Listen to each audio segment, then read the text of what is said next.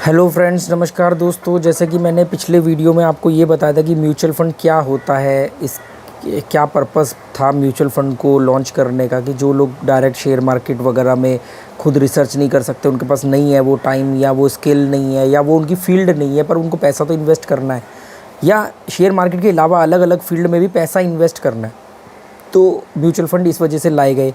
Mutual fund किस आधार पे चुनना है, इसके बारे में कई सारे वीडियो बनेंगे जो आने वाले दिनों में बनाऊंगा, क्योंकि उसमें एज फैक्टर, आपका बैकअप और आपकी गोल, ये तीनों चीज़ों का है, तो इसके लिए कई वीडियो बनेंगे जो मैं बनाऊंगा। पर आज के वीडियो में मैं आपको बहुत जो इम्पोर्टेंट चीज़ है, बहुत बार आपने नाम सुना होगा एसआईपी। तो एसआईपी क्या होती है और एसआईपी के क्या फ़ायदे हैं, ये मैं आपको बताऊँगा। तो या एसआईपी कैसे करते, क्या वो जो भी चीज़ है। तो दोस्तों, पहले तो ये समझो कि एसआईपी की फुल फॉर्म होती है systematic investment plan. SIP systematic investment plan. जैसे ईएमआई होती है आपकी, किसी भी लोन को जब आप कर्जा लेते हो तो उसको चुकाने के लिए ईएमआई बनाई जाती है, ऐसे ही समझ लो कि निवेश करने के लिए ईएमआई बनाई जाती है।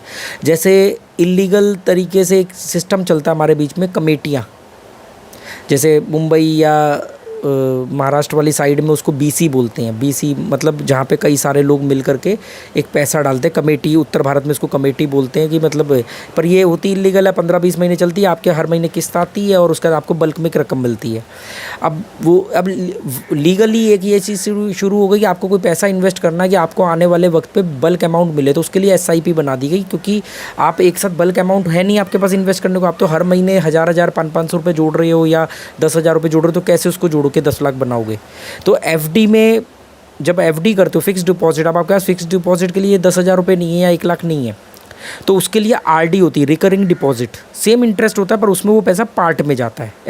एफडी की तरह ही होता है, एफडी आरडी। एफडी होता है फिक्स डिपॉजिट, आरडी होता है रिकरिंग डिपॉजिट। इस पर भी मैं सेपरेट वीडियो बनाऊंगा। एसआईपी भी सेम ऐसे ही निवेश के लिए बनाई जाती है, पर ये बनाई जाती है म्यूचुअल फंड के लिए। कि अब म्यूचुअल फंड आप या तो 5,000 का खरीदो, कुछ म्यूचुअल फंड 1,000 रुपये के भी आते हैं, कुछ 5,000 के भी आते हैं मिनिमम, कितने आपको लेने पड़ेंगे, उनमें लॉकिंग पीरियड होता नहीं होता। कई बार एसआईपी, फिर आदमी कहता है यार मैं ये कहाँ से लाऊं, मैं तो हर महीने 500 रुपये दे सकता हूँ, 300 रुपये दे सकता हूँ, मैं तो 1,000 रुपये दे सकता हूँ। तो वो एसआईपी एक माध्यम है। आपने जाके बैंक में बोला और म्यूचुअल फंड आपने लिया और आपने बैंक में बोला कि यार मुझे एसआईपी का ऑप्शन चूज़ करना है, मतलब अब बैंक में भी नहीं जाना, अब तो सारे ऐप आ गए हैं। आपको ऐप के थ्रू ही आप एसआईपी ऑप्शन चुन लोगे, बैंक को लिंक कर दोगे, हर महीने उतनी तारीख को उतना पैसा कट जाएगा और वो आपका सीधा सीधा उस म्यूचुअल फंड में चले जाएगा। ठीक है, तो इसको बोलते हैं सिस्टमेटिक इन्वेस्टमेंट प्लान।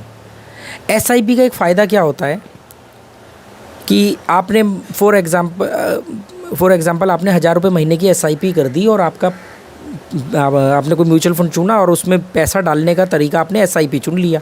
1,000 रुपये महीना आपका उस म्यूचुअल फंड में जा रहा है और वो म्यूचुअल फंड का रेट बढ़ रहा है, एनएवी बोलते हैं ना, एनएवी बढ़ रहा है, उसके यूनिट बढ़ रहे हैं, आपका पैसा बढ़ रहा है। अब आपने किया 3 साल के लिए, अब 1 साल बाद वो डाउन हो गया, कोई भी रीज़न आया, वो डाउन चल रहा है, घाटे में चल रहा है। अब घाटे में चल रहा है पर आपकी एसआईपी चल रही है, तो एसआईपी उस समय भी चल रही है घाटे में जब चल रहा है, तो उस समय वो यूनिट ज़्यादा आ रहे हैं। एसआईपी का फ़ायदा ये है कि आपने 3 साल कंटिन्यू चला रहे हो, तो 3 साल में जब ऊपर जा रहा है तब भी चल रहा है, फिर वो नीचे आ गया तो भी अब वो ज़्यादा आएगा। जैसे एनएवी मतलब यूनिट, वो यूनिट जो है पहले मान लो 1,000 रुपये में 20 यूनिट आ रहे थे, अब उसका रेट डाउन हो गए क्योंकि मार्केट घाटे में चल रही है, आपका पैसा इन्वेस्टमेंट घट गया। आपको डरने की ज़रूरत ही नहीं है क्योंकि आपने तो 3 साल 5 साल के लिए किया है, जितने लंबे समय के लिए करोगे उतना फ़ायदेमंद है। तो होता ये है कि अब वो घट गए, मतलब मार्केट नीचे आ गई, तो अब आपकी एसआईपी 1,000 रुपये में जो 20 आ रहे थे, अब 1,000 रुपये में 25 आएंगे या 30 यूनिट आएंगे, फिर बढ़ेगी। जब बढ़ेगी तो वो जो 20-25 यूनिट जो भी आपने एक्स्ट्रा लिए हैं उनके भी रेट बढ़ेंगे। एसआईपी का ये फ़ायदा है कि मार्केट जितनी मर्जी, क्या बोलते हैं उसको, वॉलेटाइल रहे, ऊपर नीचे हो, नीचे में भी बाइंग होगी ऊपर में भी बाइंग होगी, एक एवरेज रेट बनता रहेगा और जितना नीचे जाएगी उतना भी अच्छा है। इसीलिए लॉन्ग टर्म के लिए होती है एसआईपी बेनिफिशियल। मतलब म्यूचुअल फंड या जो भी इन्वेस्टमेंट है वो लॉन्ग टर्म के लिए तो होनी चाहिए, एटलीस्ट 5 साल से ज़्यादा के लिए तो होनी चाहिए। अब मान लो आपने किया साल, 1.5 साल, 2 साल के लिए, और जब आपको पैसों की ज़रूरत है तभी वो मार्केट डाउन चल रही है या आपके एनएवी जो है वो नीचे चल रही है म्यूचुअल फंड के, अब आप पैसा निकाल रहे हो, आपको यार 1 लाख रुपया डाला था, ये तो मेरे को 1,10,000 ही मिला, ये तो मतलब मेरे को एफडी से भी ज़्यादा नुकसान हो गया, या ये 1 लाख का 80,000 रह गया। इसीलिए बोलते हैं ना ध्यान से पढ़ें और रिस्क आपका रहेगा, वो तो रिस्क रहेगा ही ना, क्योंकि आप कब निकाल रहे हो पैसा इसके ऊपर है। ओवरऑल आप 100 साल की हिस्ट्री उठा के देख लो स्टॉक मार्केट की या किसी भी चीज़ की, महंगाई तो हमेशा ऊपर ही गई है, कभी डाउन थोड़ी गई है। तो अगर आपने शॉर्ट टर्म के लिए इन्वेस्ट कर रहे हो या उन पैसों से इन्वेस्ट कर रहे हो जो पैसे की आपको कभी भी ज़रूरत पड़ सकती है, तो फिर तो बेकार है, आपको करना नहीं चाहिए। तो एसआईपी का ये फ़ायदा होता है कि एक तो आपके ऊपर प्रेशर रहता है, एक और फ़ायदा क्या होता है, प्रेशर रहता है कि अरे नहीं यार बैंक में कट जाएगी, पेनल्टी लगेगी, बाउंसिंग चार्ज लगेगा, नहीं नहीं मेरे को पैसा रखना है। इस प्रेशर में आप हर महीने सिस्टमेटिक तरीके से पैसा देते रहते हो, इन्वेस्ट करते रहते हो, इसीलिए उसका नाम रखा गया सिस्टमेटिक इन्वेस्टमेंट प्लान। एक सिस्टम जनरेट कर दिया आपने, हर महीने आपका पैसा जा रहा है, दबाव में जा रहा है, डंडे के जोर पे जा रहा है, बहुत तकलीफ़ हो रही है, पर आने वाले दिनों में जब मिलेगा आपको वो बल्क अमाउंट, तब आपको लगेगा कि हाँ यार इतने साल की मेहनत सही गई। मार्केट जितनी डाउन हो गई आपको खुश हो, जिन्होंने एसआईपी कर रखी है 3 साल 5 साल के लिए और उनको मालूम पड़ा कि अरे यार मार्केट डाउन हो गई, सब म्यूचुअल फंड नीचे चल रहे हैं, या जो मैंने एटलीस्ट चुना है वो नीचे चल रहा है, आपको टेंशन की ज़रूरत नहीं है। आपको तो ये अच्छी बात है कि अभी जो जितने पैसे मैं हर महीने दे रहा हूँ उसमें अब ज़्यादा यूनिट आएंगे।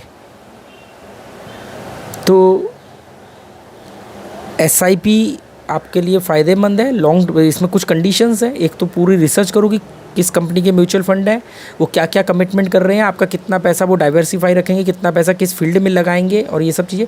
एसआईपी से ये है कि आपके हर महीने पैसा जाएगा। जैसे आप लोग कमेटियाँ डालते हो, जो मैं बोलता हूँ, ये बता रहा था अभी कि कमेटी डाल रहे हो 20 महीने की, 15 महीने की, आप 3 साल 5 साल की एसआईपी करो। एक तो प्योर वाइट का है, उसमें कुछ और अलग अलग करो, एक जगह करो ही मत। आपको 5,000 रुपये इन्वेस्ट करने तो 5 अलग अलग जगह कर दो, 1,000 रुपये करने तो 500 दो जगह कर दो, अलग अलग क्षेत्र के अलग अलग म्यूचुअल फंड में डालो पैसा।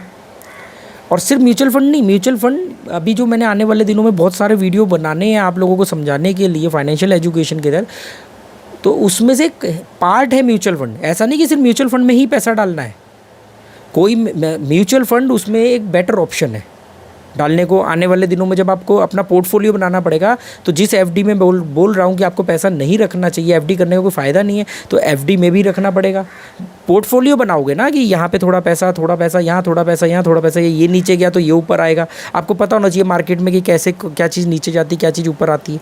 जब जब स्टॉक मार्केट, शेयर मार्केट ऊपर जाती है, बहुत ज़्यादा ऊपर जाती है, तब गोल्ड आप देखना ज़्यादातर नीचे होता है।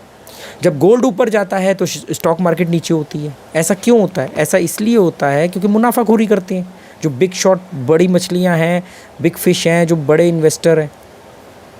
तो आने वाले दिनों में आपको अपना एक पोर्टफोलियो बनाना है कि मुझे कितना पैसा गोल्ड में रखना है, कितना पैसा पेपर गोल्ड में रखना है, फिजिकल गोल्ड में क्यों रखना है, फिजिकल गोल्ड के क्या फ़ायदे होंगे।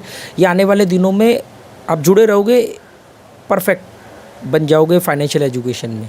और ये चीज़ें जो हैं, ये मैं आपको जो भी बता रहा हूँ, ये सब मेरी रिसर्च का पार्ट है और मैंने इसको आजमाया हुआ है। जिन चीज़ों पे मैंने रिसर्च करी है पर अप्लाई नहीं किया है, मैं उसके बारे में बिल्कुल नहीं बताऊँगा।